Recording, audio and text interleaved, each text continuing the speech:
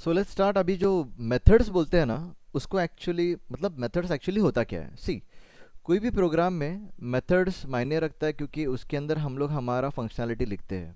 Okay, तो अब क्या होता है कि मेथड्स यूजुअली एक बेसिक बिल्डिंग ब्लॉक है। ओके, जो हम लोग क्या करते हैं, कोड को ऑर्गेनाइज करने के लिए यूज़ करते हैं। ओके, सो हम लोग क्या करते हैं, फंक्शंस जो होते हैं और मेथड्स जो होते हैं उसको हम लोग कुछ अलग टाइप में ट्रीटमेंट नहीं रहती, सेम ही रहती है, लेकिन जस्ट मेथड जो कुछ नहीं रिटर्न करता उसको हम लोग वॉइड कहते हैं। और जो मेथड जो कुछ रिटर्न करता है something, it returns anything, which is called as fruitful method. Okay, अगर कोई मेथड कुछ रिटर्न करता है तो उसके अंदर आपको एक की वर्ड मिलेगा रिटर्न नाम का। ओके, और ये आपको देखने को मिल ही जाएगा, do not have to worry, अभी हम लोग को देखना है। प्लस हम लोग को उस मेथड का एक्सेसिबिलिटी के बारे में भी सोचना है कि जबकि वो बेसिकली पब्लिक एंड प्राइवेट रहता है। Okay, so let's start with it. अब यहाँ पे स्टैटिक मेथड के बाद में मैंने यहाँ पे लिखा पब्लिक। अभी पब्लिक लिखा है, इसका मतलब ये क्लास के बाहर भी एक्सेसिबल होना चाहिए। सो पब्लिक लिखा और पब्लिक के बारे में मैंने लिखा वॉइड। तो वॉइड कीवर्ड क्या बोलता है कि ये मेथड कुछ भी रिटर्न नहीं करने वाला, रिटर्न मतलब ये वापस नहीं देने वाला। ओके, अभी इसको बोलता हूँ कि ऐड बोल देता हूँ, so that's add. And add के अंदर मैं तो सिर्फ यहाँ पे इतना ही लिखने वाला हूँ कि कंसोल डॉट राइट लाइन, और राइट लाइन के अंदर मैं लिखता हूँ 10+2। ओके, तो यहाँ से मैं उसे कॉल करना चाहता हूँ तो मैं यहाँ पे लिखेगा ऐड। तो मुझे यहाँ पे ऐड नाम का मेथड दिखाई नहीं दे रहा है क्योंकि यहाँ पे जो मेथड है ये नॉन स्टैटिक है। नॉन स्टैटिक मेथड को एक्सेस करने के लिए हम लोग को क्लास का ऑब्जेक्ट बनाने की ज़रूरत पड़ेगी। तो यहाँ पे मैं सबसे पहला क्लास का ऑब्जेक्ट बनाता हूँ which is called as program. Program का object p is equal to new constructor then this. Okay, new then program, same ऐसा है तरीका, and p dot, okay, and let's click on add. So यहाँ से मैं इस मेथड को access कर लिया। अब जैसे मैं इसको रन करेगा, क्या होने वाला, ऐड मेथड कॉल होने वाला है। अभी यहाँ पे वॉइड लिखा है, इसका मतलब ये कुछ भी रिटर्न नहीं करने वाला। ओके, अगर यहाँ पे मैं लिख देता हूँ int a is equal to something something something, okay, तो यार ये कुछ रिटर्न ही नहीं करने वाला, तो मैं इस ए को दूँ क्या? Okay, so this is called as void type which is not going to return anything. ये सिर्फ प्रिंट करके देगा।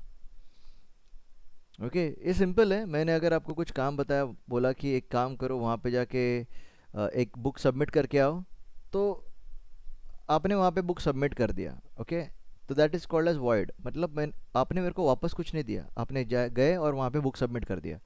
अब दूसरा चीज़ रहता है, मैंने बोल दिया सपोज कि जाओ बाज़ार में और कुछ आम लेकर आओ। ओके, तो आप गए बाज़ार में, आम लेकर आए, तो आपने कुछ ला कर दिया, इसको कहते हैं रिटर्न। अभी यहाँ पे मैं लिखता हूँ इंट। अभी यहाँ का रिटर्न टाइप क्या है, इंटीजर है। तो यहाँ पे देखो एरर आने को चालू हो गया। अब मैं क्या करता हूँ, यहाँ पे रिटर्न करने के लिए कुछ बोल देता हूँ, तो उसको बोलता हूँ कि रिटर्न कर भाई। ओके, सो रिटर्न किया मैंने 10+2। ओके, तो ये 10+2 रिटर्न करने वाला इंटीजर ही है, तो यहाँ पे भी इंटीजर आएगा। अगर आपने गलती से इसको स्ट्रिंग में कन्वर्ट कर दिया तो एरर देने वाला है, क्योंकि यहाँ पे वो रिटर्न क्या करना चाहते हो, इंटीजर, और यहाँ पे क्या दे रहे हो, स्ट्रिंग। ऐसा नहीं चलेगा, जो आप रिटर्न टाइप यहाँ पे लिख रहे हो वही आपको यहाँ पे रिटर्न करना पड़ेगा। अब मैं यहाँ पे लिख सकता हूँ int a is equal to something, okay, and then console dot write line, और राइट लाइन के अंदर में लिखेगा ए। सो लेट्स सी, एक बार देख लेते हैं। So it's 12। हुआ क्या कि जब ये कॉल हुआ एट दैट टाइम, रिटर्न के अंदर से क्या कॉल हुआ, रिटर्न ने क्या रिटर्न कर दिया, 10+2। तो 10+2 रिटर्न होने के बाद वो यहाँ पे सेव हो गया, एंड देन मैं उसको प्रिंट कर रहा हूँ। तो this is called as return. अगर मैं आपको यहाँ पे स्ट्रिंग लिख देता हूँ, तो स्ट्रिंग लिखने के बाद यहाँ पे तो मैं क्या कर रहा हूँ भाई, इंटीजर रिटर्न कर रहा हूँ। तो मैंने क्या कहा था आपको कि यहाँ पे जो रिटर्न कर रहे हो, मतलब यहाँ पे जो रिटर्न टाइप लिखा है वही यहाँ पे होना चाहिए, तो मैं इसको कन्वर्ट कर देता हूँ स्ट्रिंग में। तो आप डॉट टू स्ट्रिंग में भी कर सकते हो directly, this is a method. और यहाँ पे अभी इंट ए, अभी यार ये मेथड रिटर्न क्या कर रहा है, देख लो। ये रिटर्न जो है, मेथड जो है वो रिटर्न करता है स्ट्रिंग, और आप किसके अंदर ले रहे हो, इंटीजर के अंदर। चलेगा क्या, नहीं, तो आपको अभी इसे एक तो कास्ट करना पड़ेगा, या फिर कन्वर्ट करना पड़ेगा, या फिर इसी को चेंज कर दो स्ट्रिंग में। वन एंड द सेम, मतलब ऐसा ही हम लोग कर सकते हैं। तो इसको आप कन्वर्ट कर दो स्ट्रिंग में, या फिर डेटा टाइप स्ट्रिंग ले लो। सो सिंपल है। Okay, so that's it. Okay, तो आपको समझ में आ गया कि यार एक मेथड होता है जो कुछ नहीं रिटर्न करता, उसको हम लोग कहते हैं वॉइड, और एक मेथड होता है जो कुछ तो रिटर्न करता है, उसको हम लोग कहते हैं रिटर्न, मतलब fruitful function. Okay, fruitful function बोलो या मेथड बोलो, not an problem. Okay, so अब यहाँ पे आप लोगों को पूछा गया है कि पब्लिक का मतलब क्या और प्राइवेट का मतलब क्या। अभी यहाँ पे है ना, मैं कुछ मेथड्स बनाता हूँ, सेम मेथड बनाता हूँ, सिर्फ यहाँ पे सब लिख देता हूँ। ओके, मेरे को उससे कुछ लेना देना नहीं है, श्योर। लेकिन यहाँ पे पब्लिक के जगह पे लिख देता हूँ प्राइवेट। ओके, सो अब क्या करते हैं, इस क्लास के अलावा एक और क्लास बनाते हैं। क्लास में बोलता हूँ टेस्ट, ठीक है। हम लोग क्लासेस और ये सारा चीज़ें आगे पढ़ने ही वाले हैं। और यहाँ पे एक मेथड बनाता हूँ public void X Y Z. Okay, एक ऐसा ही मेथड बना दिया मैंने, कुछ मतलब नहीं इसका, मैंने सिर्फ ऐसे ही बना के रखा है। अब मैं बोलता हूँ कि मैं प्रोग्राम नाम के क्लास का एक ऑब्जेक्ट बनाता हूँ, p is equals to new program. Okay, then p dot I am able to see add but I am not able to see sub. Reason is what, क्योंकि सब प्राइवेट है। अगर मैं इसको पब्लिक कर दूँ, now I am able to see add and sub both. Okay, तो समझ में आ गया एक्सेस स्पेसिफायर क्या करता है, कि आपको उसका स्कोप डिफाइन करने में हेल्प करता है, कि आपको एक ही क्लास में देखना है तो प्राइवेट बना दो, और क्लास के बाहर देखना है तो उसको क्या कर दो, पब्लिक बना दो। श्योर, तो it's very much simple. Okay, अब let's go to the next topic. इसके अंदर हम लोग क्या देखना है कि भाई मेथड्स को पैरामीटर हो सकता है क्या। Yes, we can have parameters. So अभी हम लोग एडिशन कर रहे थे, तो चलो एडिशन कर रहे थे तो कर रहे थे, लेकिन इस एडिशन के वक्त मैं यहाँ पे कोई भी पैरामीटर सेंड नहीं किया। ओके, तो यहाँ पे मैं लिखता हूँ int a comma int b. So these are two parameters. Okay, तो यहाँ पे मैं ऐसा लिख सकता हूँ ए को प्लस कर किसके साथ, बी के साथ। Okay, so this is what called as parameters. तो अभी मैं मेन मेथड के अंदर से मैं क्या कर लेता हूँ, यहाँ पे बोल देता हूँ ऐड, और दो पैरामीटर पूछेगा ए और बी बता, तो मैं यहाँ पे लिख दिया 10 और यहाँ पे लिख दिया 20। तो अब क्या होने वाला है, ये 10 जाएगा इस ए के पास, ये 20 जाएगा इस बी के पास, एंड देन ए और बी का एडिशन होगा, कन्वर्ट होगा टू स्ट्रिंग के अंदर, रिटर्न करके ए में स्टोर कर देगा।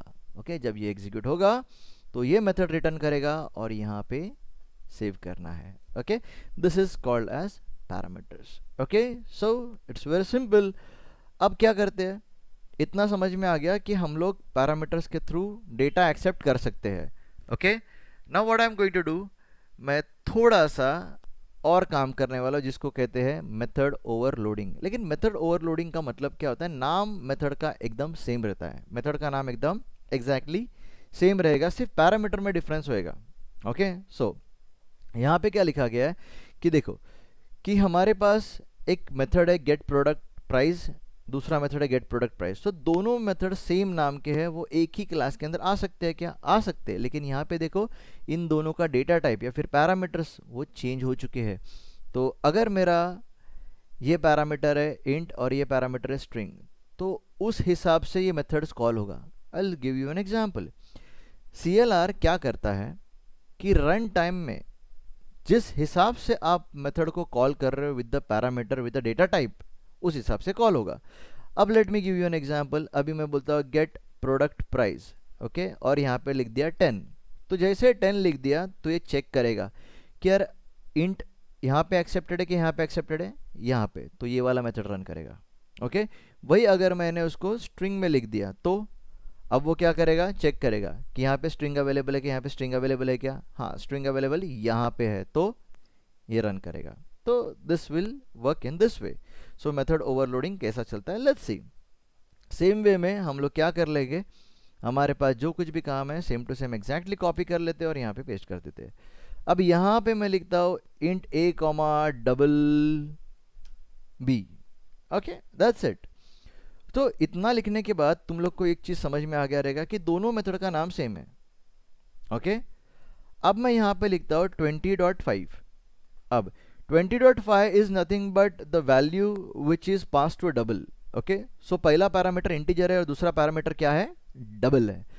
तो यहाँ पे चेक किया जाएगा, पहला पैरामीटर क्या है, इंट है, इंट है, ठीक है।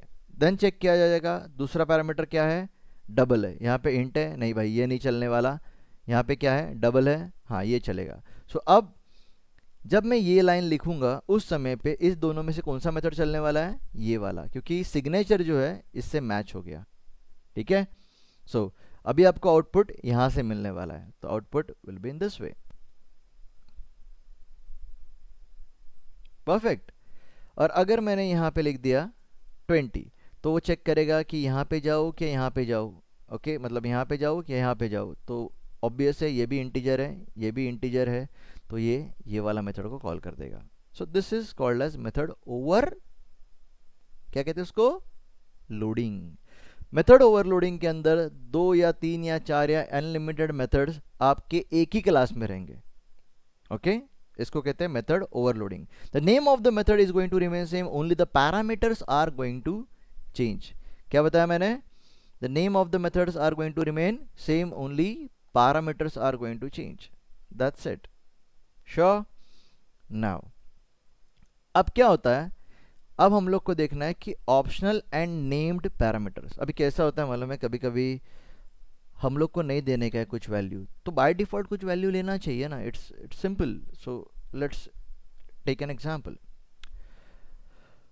अब है ना, यहाँ पे मैं कुछ लिखता है, देखो यहाँ पे लिखता हूँ कि मुझे int a is equal to 0 है और int b is equal to 0 है। अब इसका मतलब क्या हो गया कि यहाँ पे मैंने इनिशियलाइजेशन और डिक्लेरेशन दोनों कर दिया, ऐसा अज्यूम करके चलते हैं। अब मैंने यहाँ पे कुछ लिखा ही नहीं, nothing, then to this method is going to work. How, because जैसे मैं ऐड कॉल करूंगा और मैंने कोई पैरामीटर सेंड नहीं किया है, ये मेथड कॉल जरूर होगा, लेकिन इसको बाय डिफॉल्ट वैल्यूज असाइन हो जाएंगी 0 एंड 0। तो रिटर्न क्या होगा, 0 plus 0 is 0, check it out, okay. और अभी अज्यूम कर लेते हैं कि मैंने सिर्फ एक ही पैरामीटर दिया 10, ओके। तो ये 10 पास होएगा a को, तो जैसे 10 a को पास हो जाएगा ये चीज़ चलेगा नहीं, मतलब अभी a के अंदर वैल्यू क्या रहेगी, 10।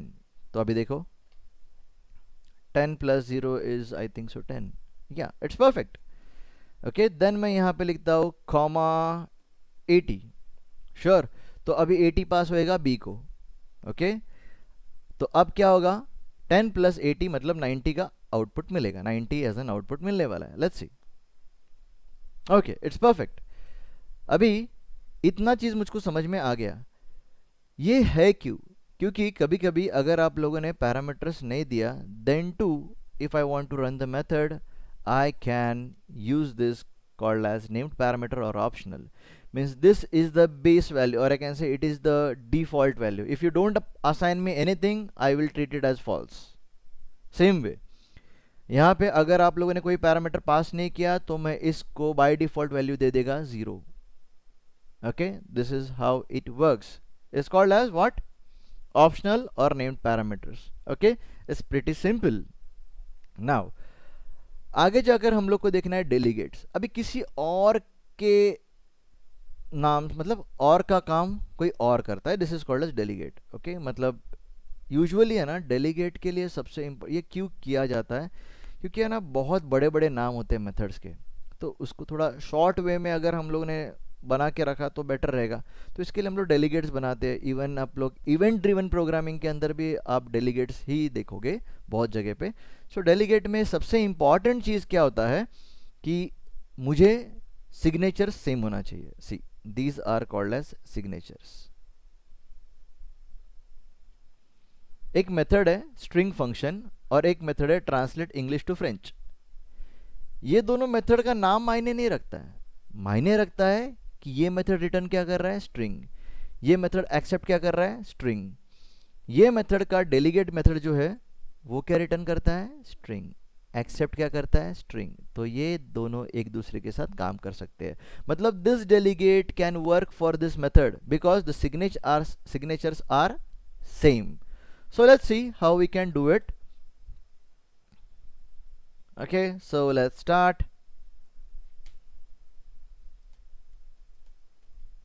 Okay, delegate कैसे बनाते हैं, तो यहाँ पे मैंने लिख दिया public delegate एंड डेलीगेट को रिटर्न टाइप अगर रहेगा तो चल लिखते हैं यार रिटर्न टाइप स्ट्रिंग, और इसको बोलता हूँ कि आई am delegate. Okay that's it.